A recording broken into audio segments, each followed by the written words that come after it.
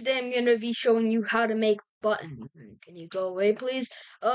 You want to have buttons like this?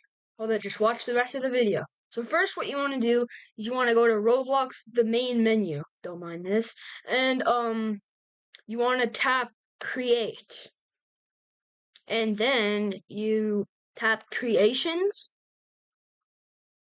You go to your username's place. Then you want to scroll down and tap passes. And then I already have some, but you want to tap create a pass. You can name it whatever you want. I can just say thank you. I don't have to do this, but you can if you want. And then just thanks. And then I can tap create pass. And now you're like, hey, where'd it go? Then I want to scroll down. I want to find it. And where'd it go? Oh, I think it's here.